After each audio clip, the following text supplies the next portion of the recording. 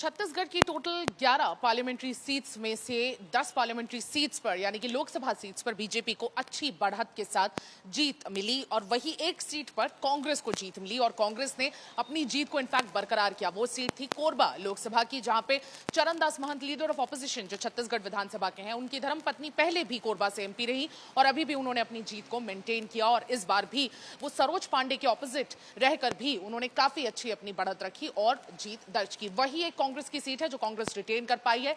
पिछले बार कांग्रेस के पास 2 सीटें थी, बस्तर की और कोरबा की। बस्तर निकल गई हाथ से, लेकिन कोरबा रह गई।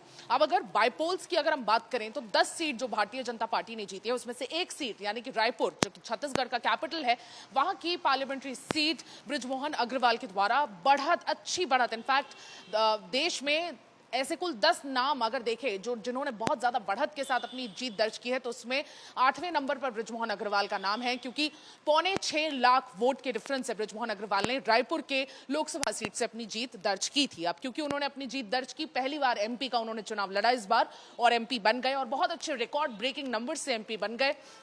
लेकिन यह भी जानना जरूरी है कि वो कैबिनेट मिनिस्टर थे, इनफैक्ट वो एमएलए थे, रायपुर दक्षिण की सीट से कैबिनेट मिनिस्टर भी बने, यानी कि एजुकेशन और टूरिज्म पोर्टफोलियो उनके पास था। अब उन्होंने अपने एमएलए शिप से उन्होंने रेजिग्नेशन अपना दे दिया है डॉक्टर रमन सिंह को, विधानसभा स्पीकर को, और उन्होंने अपने मंत्री पद से भी इस्तीफा रिसेंटली अपने चीफ मिनिस्टर विष्णु देव साय को दे दिया है, जो कि स्पीकर ने ऑलरेडी एक्सेप्ट कर लिया है, माफ कीजिएगा गवर्नर ने ऑलरेडी एक्सेप्ट कर लिया है। और अब जो रायपुर दक्षिण की विधानसभा सीट है वो वेकेंट हो जाती है, क्योंकि एमएलए बृजमोहन ने अब एमपी बनकर दिल्ली की ओर रवाना हो चुके हैं, तो इसलिए जो एमएलए की सीट है वो वेकेंट हो जाती है। और बाईपोल्स के अगर हम रूल्स को देखें तो सेक्शन 151A के तहत, यानी कि रिप्रेजेंटेशन ऑफ पीपल एक्ट 1951 के सेक्शन 151A के तहत 6 महीने के अंदर बाईपोल कराना जरूरी है। वो किन किन कंडीशंस में बाईपोल कराना जरूरी है ये मैं आपको बताती हूँ। अगर वहां के मौजूदा एमएलए या जो भी वहां पे रिप्रेजेंटेटिव होते हैं, उनकी अगर डेथ हो जाती है, वो रिजाइन कर देते हैं या डिस्क्वालीफाई हो जाते हैं, इन सारे सिचुएशंस में बाईपोल कराना जरूरी है। और इस केस में भी बाईपोल कराना जरूरी है जहां पे सीट वेकेंट हो जाती है, यानी कोई एमएलए अगर एमपी बन जाता है या एमपी अपनी एमएलए बन जाता है, तो दोनों में से कोई एक पद छोड़ना बहुत ज्यादा जरूरी हो जाता है। और जब दोनों पद छोड़े जाते हैं तो 6 महीने का एक अंतराल दिया जाता है इलेक्शन कमीशन को। उस 6 महीने के अंदर इलेक्शन कमीशन को इलेक्शन कराना अनिवार्य है। अगर जो व्यक्ति जिसने अपनी सीट छोड़ी है उसके कार्यकाल को 1 साल से ज्यादा का वक्त बचा हुआ है, तो बाईपोल्स कराना 6 महीने के अंदर अनिवार्य है। अगर 1 साल से कम का वक्त बचा है तो बाईपोल्स उतने जरूरी नहीं है। तो इसलिए बाईपोल को स्पेशल इलेक्शन भी बोला जाता है, क्योंकि एक ऐसा इलेक्शन होता है जिसमें पार्टी गेज कर सकती है कि पब्लिक सेंटिमेंट किस तरफ है। जब किसी भी पॉलिटिकल पार्टी के मेजॉरिटी नंबर्स नहीं होते हैं, उस समय बाय इलेक्शंस या स्पेशल इलेक्शंस बहुत ही ज्यादा इंपॉर्टेंट हो जाते हैं, क्योंकि पब्लिक सेंटिमेंट गेज हो जाता है। प्लस कई बार ऐसा होता है कि रूलिंग पार्टी के ही कई लोग कुछ विरोध के चलते हार भी जाते हैं, जिससे जो पार्टी के पास मेजॉरिटी नहीं होता है वो पार्टी मेजॉरिटी नंबर से भी खसक जाती है। लेकिन इस बार क्योंकि विधानसभा इलेक्शन और भारतीय जनता पार्टी की प्रचंड बहुमत से जीत हुई, तो इस बार बीजेपी को ऐसे डरने की जरूरत तो नहीं है। लेकिन रायपुर दक्षिण सीट से अब इलेक्शन की जो कोशिश है वो जोर पकड़ने लगी है। कौन कौन से कैंडिडेट उतर सकते हैं इस पर भी चर्चा है। बृजमोहन अग्रवाल सबसे प्रचलित, सबसे पॉपुलर लीडर है छत्तीसगढ़ में, छत्तीसगढ़ के पॉलिटिकल एरिना में।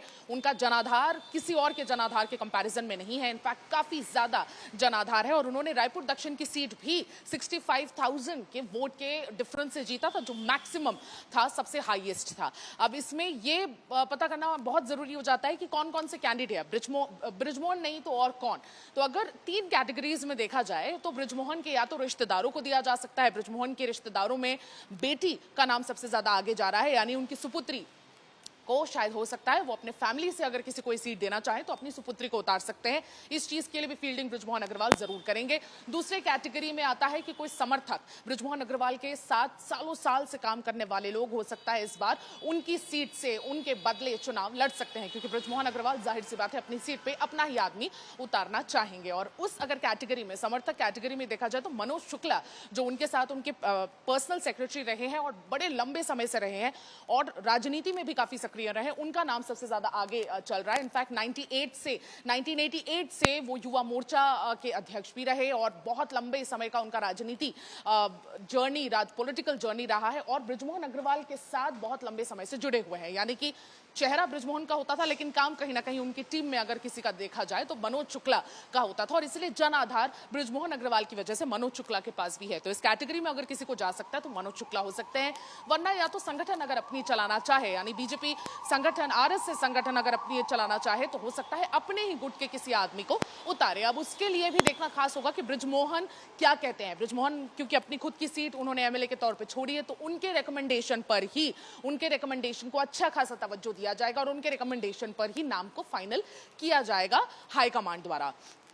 अगर कांग्रेस की बात करें तो कांग्रेस में भी अच्छे खासे लोग हैं जो दौड़ में लगे हुए हैं। मेयर अनवर ढेबर को भी दिया जा सकता है, बहुत स्ट्रांग उनका नाम है, लेकिन काफी ज्यादा कंट्रोवर्शियल भी रहे हैं। उनके भाई के अभी ईडी का केस चल रहा है और सलाखों के पीछे भी है अनवर ढेबर, लेकिन एजाज ढेबर मेयर रहे हैं, कांग्रेस में बड़े प्रचलित नाम रहे हैं, और मशीनरी कहीं ना कहीं अनवर ढेबर की कांग्रेस में काफी स्ट्रांग रहती है, तो हो सकता है अनवर ढेबर का नाम आगे हो। और अगर देखा जाए तो कन्हैया अग्रवाल, जो पिछले बार भी बृजमोहन अग्रवाल के ऑपोजिट चुनाव लड़े थे, उनको इस बार फिर से टिकट दिया जा सकता है रायपुर दक्षिण से बृजमोहन अग्रवाल के एब्सेंस में। और दूसरे नाम है प्रमोद दुबे, जो अगेन बहुत ही स्ट्रांग, उनका भी जनाधार है, पूर्व मेयर रहे हैं, लेकिन अभी थोड़ी से राजनीति में कहीं ना कहीं उनका जो डायरेक्शन लेस चीजें हो रही हैं, हो सकता है प्रमोद दुबे को भी वापस पॉलिटिकल मेन स्ट्रीम में लाने के लिए उन्हें भी रायपुर दक्षिण से टिकट दी जा सके। तो इन सारे लोगों का नाम कांग्रेस और बीजेपी से आगे चल रहा है, और देखना खास होगा कि कब इस पर सहमति बनती है। लेकिन इलेक्शन कमीशन के पास 6 महीने का वक्त है, लेकिन तब तक दोनों पार्टी मंथन करेंगे कि किसको उतारना है रायपुर दक्षिण सीट से अपने स्पेशल इलेक्शंस में। मैं सुमी केवल पटेल वीडियो जर्नलिस्ट राघवेंद्र पांडे के साथ विदा लेती हूं। नमस्कार, जय जौहर।